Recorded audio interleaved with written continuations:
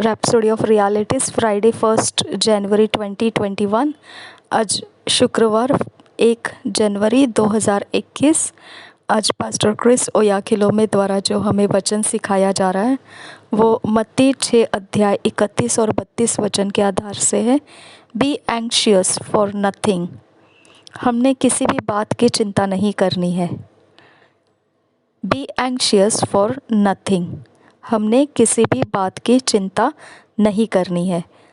आज जो वचन है ये, therefore take no thought saying what shall we eat और व्हाट शाल वी ड्रिंक और wherewithal shall we be cloth, for after all these things do the Gentiles seek, for your heavenly Father knoweth that ye have need of all these things। हम इसे हिंदी में पढ़ेंगे। मत्ती 6 अध्याय 31 और 32 वचन। इसलिए तुम चिंता करके यह न कहना कि हम क्या खाएंगे या क्या पिएंगे या क्या पहनेंगे, क्योंकि अन्य जाति इन सब वस्तुओं की खोज में रहती है। पर तुम्हारा स्वर्गीय पिता जानता है कि तुम्हें इन सब वस्तुओं की आवश्यकता है। और एक बार पढ़ेंगे मत्ती 6 अध्याय 31 से 32 वचन। इसलिए तुम चिंता करके यह न कहना कि हम क्या खाएंगे या क्या पिएंगे या क्या पहनेंगे, क्योंकि अन्य जातीय इन सब वस्तुओं की खोज में रहते हैं। पर तुम्हारा स्वर्गीय पिता जानता है कि तुम्हें इन सब वस्तुओं की आवश्यकता है।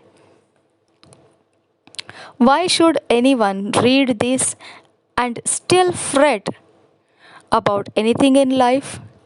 हमने इतना सब पढ़ने के बाद भी क्यों किसी ने इस प्रकार से कोई भी विषय के लिए जीवन में चिंता करना है? The one who has told you not to worry about tomorrow is the owner of tomorrow. He is aware that everything you require for an excellent life has already been made available.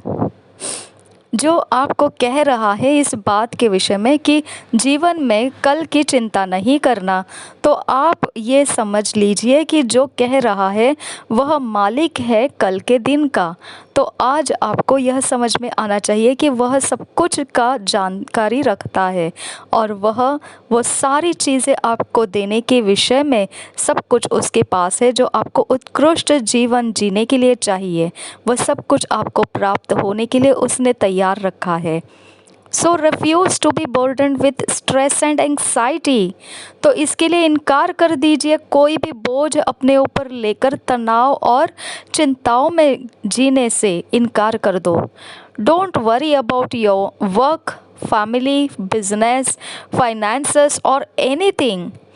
कोई भी चीज़ की आप चिंता ना करें। आपके काम, परिवार, आपके व्यापार, आपके आर्थिक या ऐसे कोई भी चीज़ों की आप चिंता ना करें। Worry is fear in disguise. It's fear of negative possibilities, the immense of unwanted outcomes. चिंता एक प्रकार का डर रहता है जो विद्रूप रहता है और बिल्कुल भी अच्छा नहीं है वो, और वह नकारात्मक संभवताओं को लाता है, नकारात्मक संभवताओं के डर को लाता है। वह एक प्रकार से बिल्कुल हमको पसंद नहीं आएगा और नहीं चाहते हैं ऐसे प्रकार के नतीजे लाता है। Fear attract it's images. जैसे हमारे अंदर डर रहेगा वैसे ही चित्र हमारे पास खींचे जाते हैं, हमारी तरफ खींच लिए जाते हैं। If you keep worrying about getting sick, for example, soon enough you will fall sick। अगर आप चिंता कर रहे होंगे कि आप बीमार हो जाओगे, एक उदाहरण के तौर पर, तो बहुत जल्दी आपकी चिंता के अनुसार आप बीमार भी हो सकते हैं। The cure for worrying is living in God's word. तो इस चिंता का जो इलाज है वह है परमेश्वर के वचन में जीना। Jesus said, come unto me all ye that labor and are heavy laden, and I will give you rest. Take my yoke upon you and learn of me, for I am meek and lowly in heart, and ye shall find rest unto your souls, for my yoke is easy and my burden is light. Matthew 11:28 से लेकर 30 वचन हम पढ़ेंगे हिंदी में से। मत्ती का सुसमाचार 11 अध्याय 28 से 30 वचन। हे सब परिश्रम करने वालों और बोझ से दबे हुए लोगों, मेरे पास आओ, मैं तुम्हें विश्राम दूंगा। मेरा जुआ अपने ऊपर उठा लो और मुझसे सीखो, क्योंकि मैं नम्र और मन में दीन हूँ, और तुम अपने मन में विश्राम पाओगे, क्योंकि मेरा जुआ सहज और मेरा बोझ हल्का है। और एक बार पढ़ेंगे। हे सब परिश्रम करने वालों और बोझ से दबे हुए लोगों, मेरे पास आओ, मैं तुम्हें विश्राम दूंगा। मेरा जुआ अपने ऊपर उठा लो और मुझसे सीखो, क्योंकि मैं नम्र और मन में दीन हूँ, और तुम अपने मन में विश्राम पाओगे, क्योंकि मेरा जुआ सहज और मेरा बोझ हल्का है। Philippians 4 chapter 6 verse says, Be careful to nothing, but in everything by prayer and supplication with thanksgiving let your requests be made known unto God. फिलिपियों की पत्री 4 अध्याय 6 वचन ऐसा कहता है।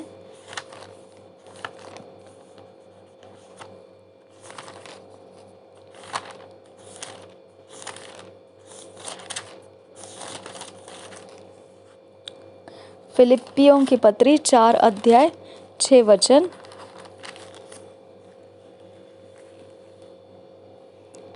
किसी भी बात की चिंता मत करो, परंतु हर एक बात में तुम्हारे निवेदन, प्रार्थना और विनती के द्वारा धन्यवाद के साथ परमेश्वर के सम्मुख उपस्थित किए जाए। किसी भी बात की चिंता मत करो, परंतु हर एक बात में तुम्हारे निवेदन, प्रार्थना और विनती के द्वारा धन्यवाद के साथ परमेश्वर के सम्मुख उपस्थित किए जाएं।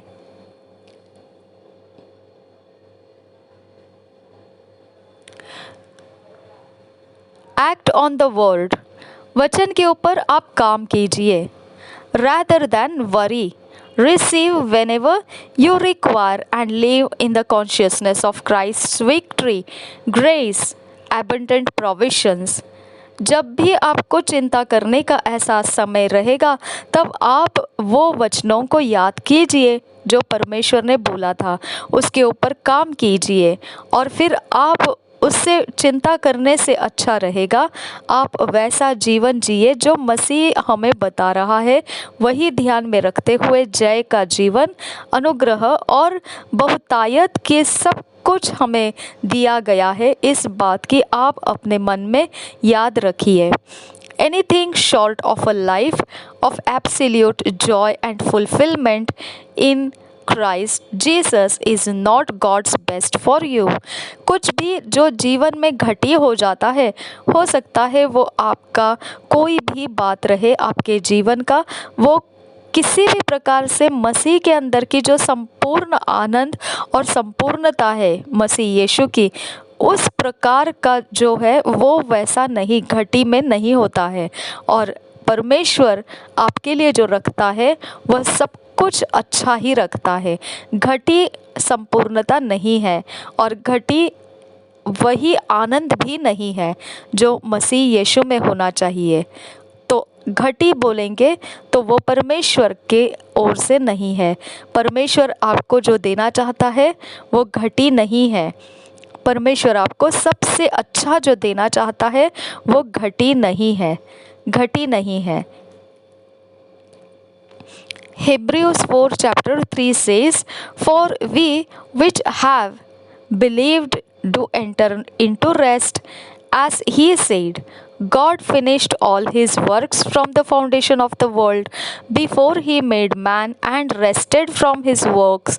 That's the same life he has given us, a life free of struggles. इब्रानी के 4 अध्याय का 3 वचन ऐसा कहता है,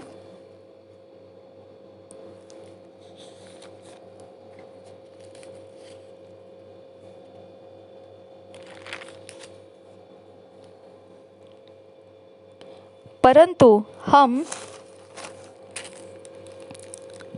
जिन्होंने विश्वास किया है उस विश्राम में प्रवेश करते हैं, जैसा उसने कहा, मैंने अपने क्रोध में शपथ खाई कि वे मेरे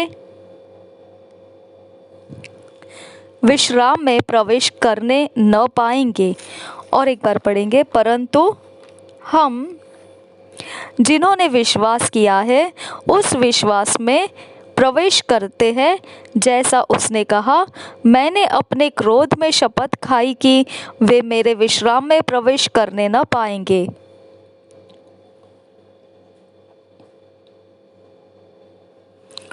परमेश्वर ने सब कुछ पूरा किया है।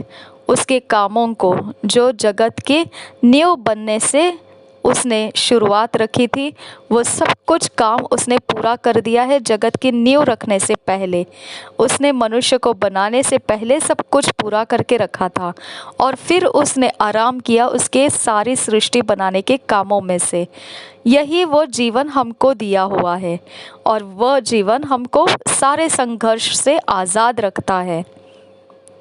प्रार्थना करेंगे। जब हम प्रार्थना करेंगे तो अगर आप हिंदी में इसको करना चाहे हिंदी में कीजिए, अगर आप इंग्लिश में करना चाहे इंग्लिश में कीजिए, लेकिन मुंह से इस प्रार्थना को कबूल करना बेहद ज़रूरी है। Dear father, thank you for dispelling every form of anxiety in my heart through the world.